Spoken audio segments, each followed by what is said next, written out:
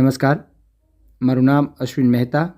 હું સરકારી માધ્યમિક શાળા સીમાણી, તાલુકો જિલ્લો પોરબંદર ખાતે સામાજિક વિજ્ઞાનના વિષય શિક્ષક તરીકે ફરજ બજાવું છું. આજનો જે આ વિડીયો છે, આ વિડીયોમાં આપણે એક ચેપ્ટર વિશે વાત કરવાની છે. જે ચેપ્ટરનો ભારાંક 4 માર્કનો છે, જેમાં વિભાગ સીમાં 3 માર્કનો એક પ્રશ્ન, જ્યારે વિભાગ એમાં 1 માર્કનો એક પ્રશ્ન પૂછાય છે. આ ચેપ્ટરનું નામ છે ભારતનો સાહિત્યિક વારસો. પ્રાચીન સમયમાં જે ભારતમાં એટલે કે વેદોથી શરૂ કરી અને છેક મુઘલ સલ્તનત અને ઉર્દૂ ભાષાના જન્મ સુધીની વાત આ ચેપ્ટરમાં કરવામાં આવેલી છે. જેમાં જુદા જુદા યુગ દરમિયાન જુદા જુદા જે પુસ્તકો લખાઈ ગયા, જે સાહિત્ય લખાઈ ગયું, એ સાહિત્યની વાત કરવામાં આવી છે. સાહિત્યની વાત કરીએ તો સાહિત્યમાં જે મુખ્ય ભાગ હોય છે એ હોય છે ભાષા અને લિપિ. તો આ લિપિ અને મુખ્ય ભાષા એટલે કે માણસ જે પ્રત્યાયન કરે છે, એકબીજા સાથે આપણે જે વાત કરીએ છીએ એ વાતમાં જે મુખ્ય આપણા જે લાગણીઓ છે એ લાગણીઓ બીજા વ્યક્તિ સુધી પહોંચાડવામાં જે મહત્ત્વનો કોઈનો ભાગ હોય ને તો એ છે ભાષાનો ભાગ છે. બરાબર. અને આપણી જે જુદી જુદી ભાષાઓ છે, આ જુદી જુદી ભાષાઓમાં પ્રાચીન સમયમાં ઘણા બધા પુસ્તકો લખાઈ ગયા.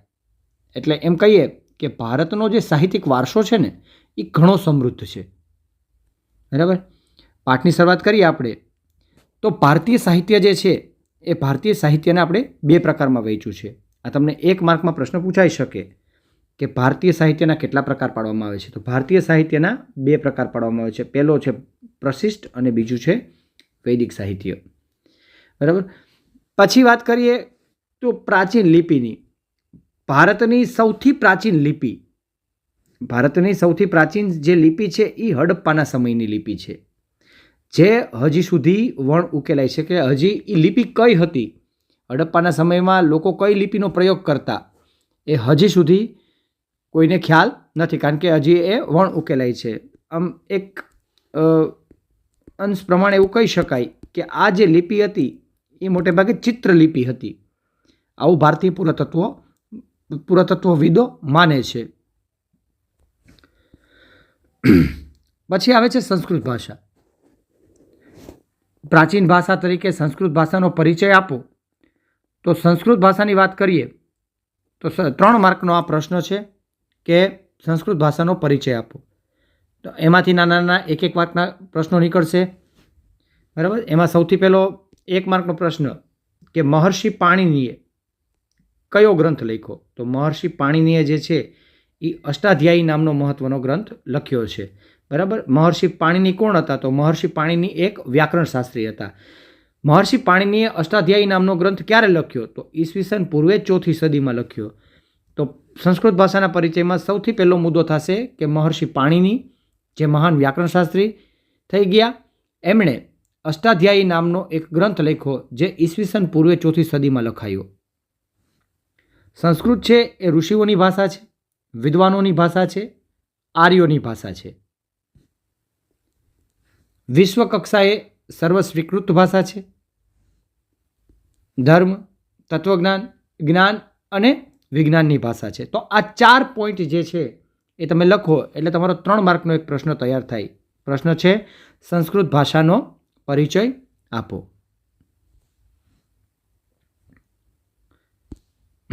ત્યારબાદ વેદ. તો આ પણ એક તમારો પ્રશ્ન છે કે ભારતીય વેદોનો પરિચય આપો, અથવા વેદો કેટલા છે, ક્યાં સૌથી પ્રાચીન વેદ કયો છે. તો એના વિશેની વાત કરીએ તો ભારતમાં જે વેદો છે, ભારતીય વેદો કુલ 4 વેદ છે: ઋગ્વેદ, સામવેદ, યજુર્વેદ અને અથર્વવેદ. જેમાં સૌથી પ્રાચીન વેદ છે ઋગ્વેદ. ઋગ્વેદમાં 1028 ઋચાઓ છે. ઋગ્વેદને 10 ભાગમાં વહેંચવામાં આવેલો છે. જુદા જુદા દેવી દેવતાઓને લગતી સ્તુતિઓ છે. આ ઉપરાંત ઉષાને સંબોધિત કરતી મનમોહક સ્તુતિઓ પણ ઋગ્વેદમાં છે. ઋગ્વેદમાં આર્યોની રાજકીય, સામાજિક અને આર્થિક પરિસ્થિતિનું વર્ણન જે છે એ ઋગ્વેદમાં કરવામાં આવેલું છે. એટલે સૌથી પ્રાચીન વેદ, 1028 ઋચાઓ, ઋગ્વેદના 10 ભાગ છે. દેવોને લગતી મનમોહક સ્તુતિઓ છે. આ ઉપરાંત ઉષાને સંબોધિત કરતી મનમોહક સ્તુતિઓનો ઉલ્લેખ ઋગ્વેદમાં કરવામાં આવેલો છે. ઋગ્વેદમાં કોની પરિસ્થિતિનું વર્ણન કરવામાં આવેલું છે? તો એમાં આર્યોની રાજકીય, સામાજિક, આર્થિક પરિસ્થિતિનું વર્ણન એમાં કરવામાં આવેલું છે. તો આપણો પહેલો વેદ થયો ઋગ્વેદ. ત્યારબાદ બીજો જે છે એ છે સામવેદ. સામવેદ જે છે એને સંગીતની ગંગોત્રી તરીકે ઓળખવામાં આવે છે. ઋગ્વેદ જે છે, ઋગ્વેદની ઋચાઓનું ગાયન સામવેદમાં કરવામાં આવે છે અને એને સંગીતની ગંગોત્રી તરીકે ઓળખવામાં આવે છે. આ પણ તમારો 1 માર્કનો પ્રશ્ન છે કે કયા વેદને સંગીતની ગંગોત્રી તરીકે ઓળખવામાં આવે છે? તો એમાં આવશે સામવેદ. ત્યારબાદ આપણો જે ત્રીજો વેદ છે એ છે યજુર્વેદ. યજુર્વેદ છે એને યજ્ઞના વેદ તરીકે ઓળખવામાં આવે છે. યજુર્વેદમાં જે એના શ્લોકો રચાયેલા એ ગદ્ય અને પદ્ય એમ બંને સ્વરૂપે રચાયેલ છે, જેમાં મંત્ર, ક્રિયાઓ અને વિધિઓનું વર્ણન એ યજુર્વેદમાં જોવા મળે છે. તો યજુર્વેદને છે એ યજ્ઞનો વેદ કહે છે. ઋગ્વેદ છે એ સૌથી પ્રાચીન વેદ છે. સામવેદને સંગીતની ગંગોત્રી કહે છે. અને છેલ્લો અને જે સૌથી યુવા વેદ કહેવાય છે એ છે અથર્વવેદ.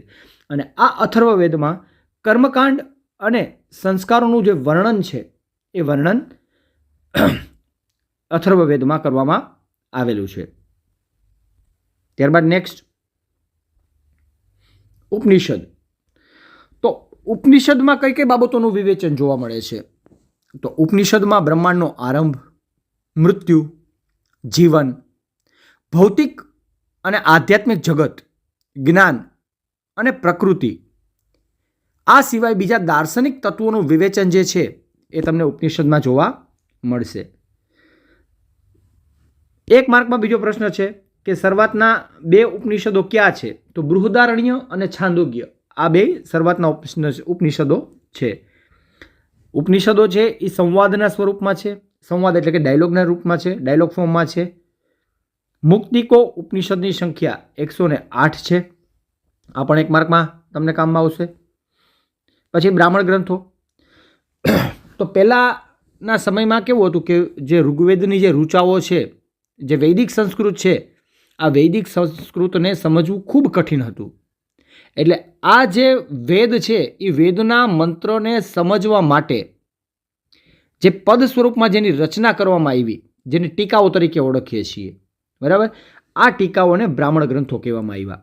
બરાબર, વેદોના મંત્રોને સમજવા માટે પદ સ્વરૂપમાં રચાયેલી જે ટીકાઓ છે આ ટીકાઓને બ્રાહ્મણ ગ્રંથ તરીકે ઓળખવામાં આવે છે, જેમાં યજ્ઞ અને તેને લગતી વિધિઓ માટેનું માર્ગદર્શન જે છે એ માર્ગદર્શન એમાં આપવામાં આવેલું છે. આરણ્યકો. આરણ્યકો એટલે શું? તો કે પહેલાંના સમયમાં કેવું હતું કે આપણું જે આખું જીવન છે એને જુદી જુદી વર્ણ વ્યવસ્થામાં, મતલબ કે આયુષ્ય જે હોય આપણું એના પ્રમાણે એને વેચી દેવાનું. જેમ કે 60 વર્ષ થઈ જાય એટલે જે આર્યો હતા, આ આર્યો પોતાનો રાજમહેલ છોડી અને પછી વનમાં જતા રહીએ અને વનમાં જઈ અને તત્વચિંતન કરે અને આ તત્વચિંતન કરી અને પછી જે ગ્રંથો લખે, આ ગ્રંથો તત્વજ્ઞાનથી ભરપૂર હોય છે. આવા જે ગ્રંથો હતા એને આરણ્યકો કહેવાયા. એટલે કે આર્યો પોતાના જીવનનું જે પાછલો સમયગાળો છે એ વનમાં વિતાવે છે, બરાબર. એ વનમાં વિતાવેલા સમયગાળા દરમિયાન એ તત્વચિંતનમાં બેસે છે અને તત્વજ્ઞાનથી ભરપૂર એવા જે ગ્રંથોની રચના કરે છે એને આરણ્યકો તરીકે ઓળખવામાં આવે છે. વેદાંગ.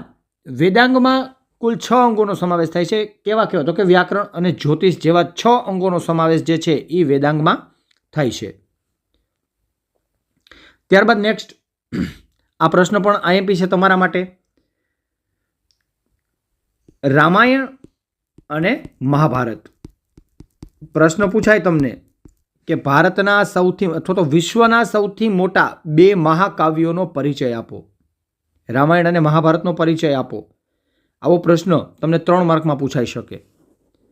તો સૌથી પહેલું જોઈએ આપણે રામાયણ. તો રામાયણ જે છે એ વિશ્વનું સૌથી મોટું, બીજા નંબરનું મોટું મહાકાવ્ય છે, જેમાં અયોધ્યાના રાજા રામની વાત છે. મહાભારત કરતાં નાનું છે, જેમાં અનેક નાની મોટી દિલચસ્પ ઘટનાઓનું વર્ણન જે છે એમાં કરવામાં આવેલું છે. એટલે એમ કે અયોધ્યાના રાજા રામ, એમના જન્મની વાત, પછી એમના વનવાસની વાત છે, સીતાહરણની વાત છે, લંકા દહન જે હનુમાનજીએ કર્યું એ, રાવણને માર્યા, બરાબર. આવી અનેક ઘટનાઓ, દિલચસ્પ ઘટનાઓને વર્ણન જે છે એ તમને રામાયણમાં જોવા મળે છે. પછી આવે છે મહાભારત. મહાભારત એટલે વિશ્વનું સૌથી મોટું મહાકાવ્ય. મહાભારતનો જે મુખ્ય વિષય છે, આ મુખ્ય વિષય કૌરવ અને પાંડવોનું યુદ્ધ છે. 1 લાખ કરતાં વધુ શ્લોકો છે અને અનેક નાની મોટી વાર્તાઓને એમાં જોડી દેવામાં આવી છે.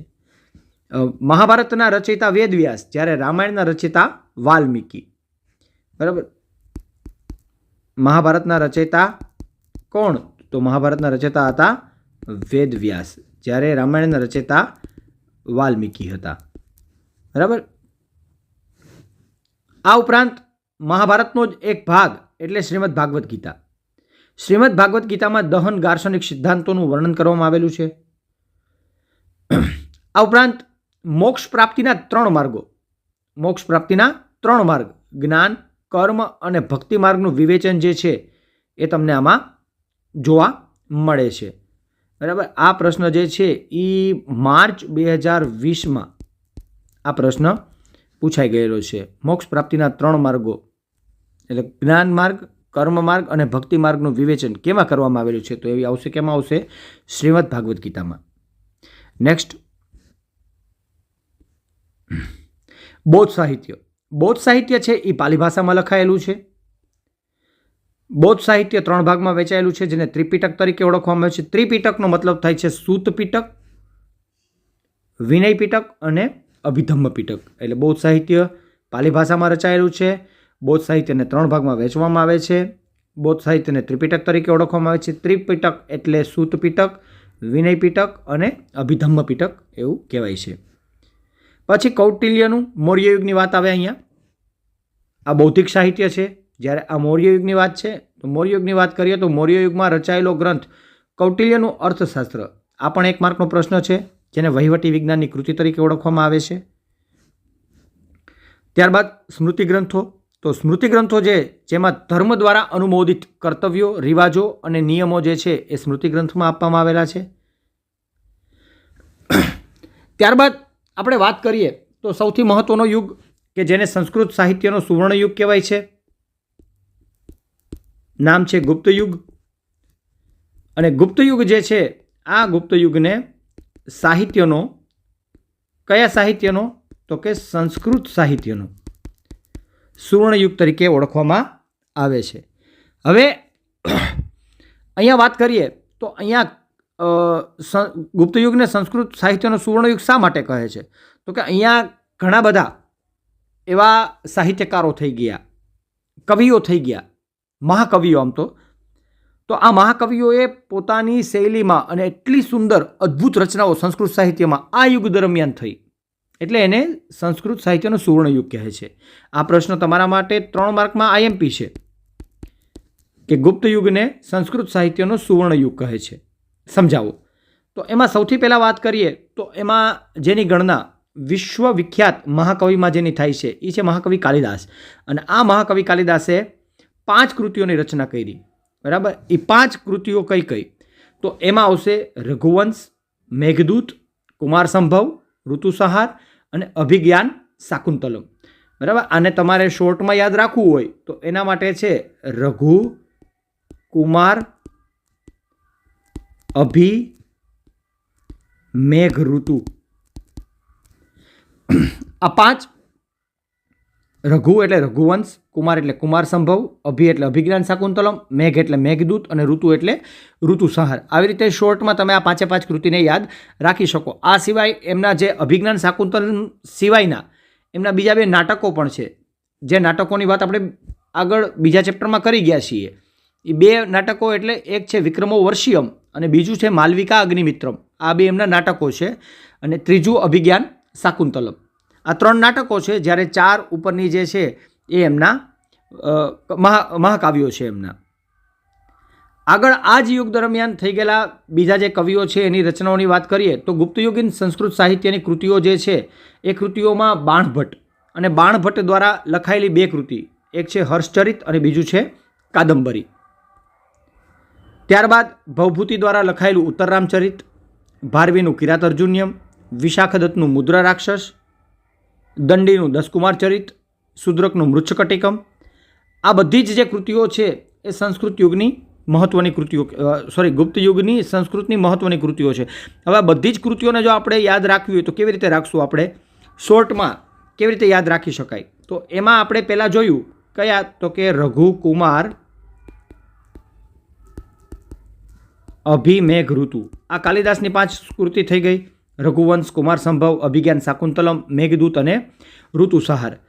આ સિવાય તમારે યાદ રાખવી હોય તો ભવ ઉત્તરતો ભાર કિરાત, ભવ ઉત્તરતો ભાર કિરાત, વિશાખ તો મુદ્ર છે,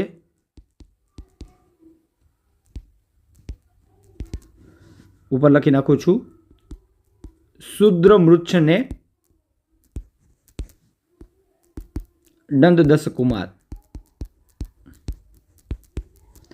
આવી રીતે તમે આખી બધી જ કૃતિઓને યાદ રાખી શકો છો. એમાં વચમાં તમારે લઈ લેવાનું હર્ષબાણનું કાદ. કેવી રીતે યાદ રાખશો?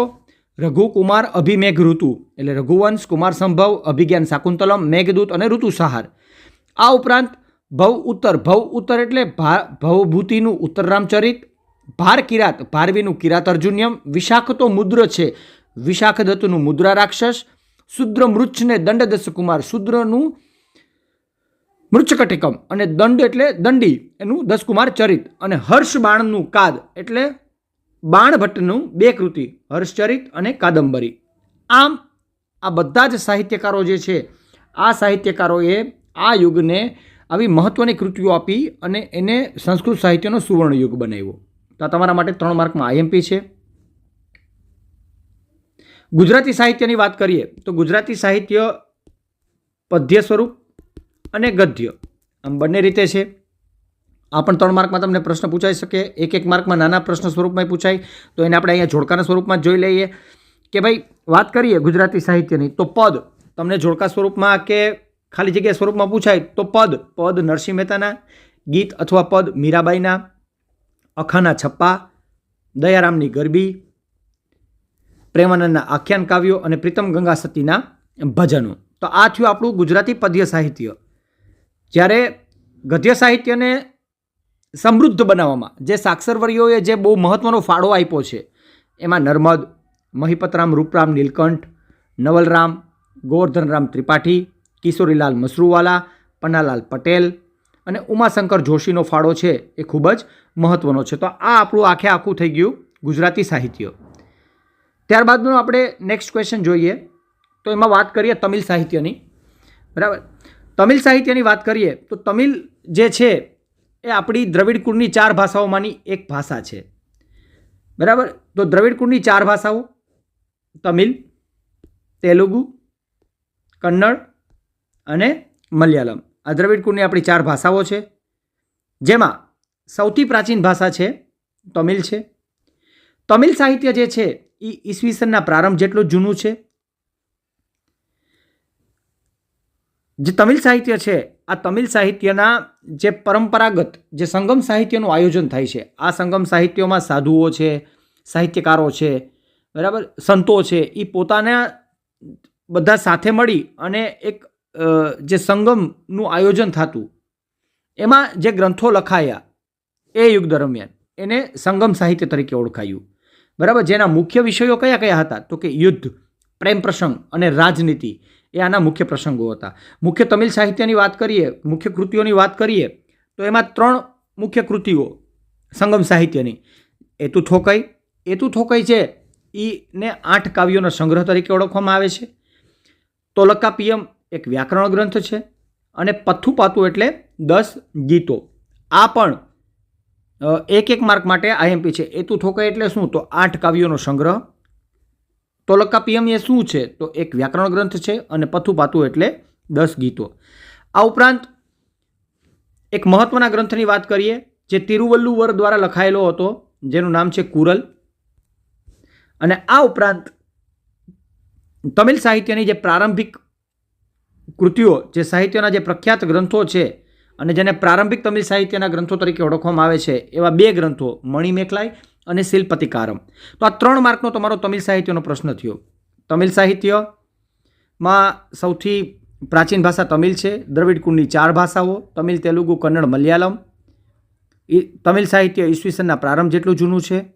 સંગમ સાહિત્યનું આયોજન થતું, જેમાં જુદા જુદા ગ્રંથો લખાયા. મુખ્ય વિષયો હતા યુદ્ધ, પ્રેમ પ્રસંગ અને રાજનીતિ. જેમાં વાત કરીએ તો એતુ થોકઈ એટલે 8 કાવ્યોનો સંગ્રહ. તોલકાપિયમ એ વ્યાકરણ ગ્રંથ છે, જ્યારે પથુપાતુ એટલે 10 ગીતો. બીજા મહત્વના ગ્રંથની વાત કરીએ તો તિરુવલ્લુવર દ્વારા લખાયેલો કુરલ. અને પ્રારંભિક તમિલ સાહિત્યના 2 પ્રખ્યાત ગ્રંથો, એમાંનો એક એટલે મણિમેખલાઈ અને બીજું એટલે શિલ્પતિકારમ. તો આ વિડીયોમાં આપણે અહીંયા સુધી રાખીએ. નેક્સ્ટ વિડીયોમાં આપણે હજી આગળ મધ્યયુગીન સાહિત્ય, જે ખૂબ વિશાળ છે, અને મધ્યયુગીન સાહિત્યને આપણે જુદા જુદા ભાગમાં વહેંચી અને એ મધ્યયુગીન સાહિત્યને આપણે પછી આપણે છેલ્લે આપણી વિદ્યાપીઠો વિશે વાત કરીશું. મળીએ છીએ આપણે નેક્સ્ટ લેક્ચરમાં. Thank you.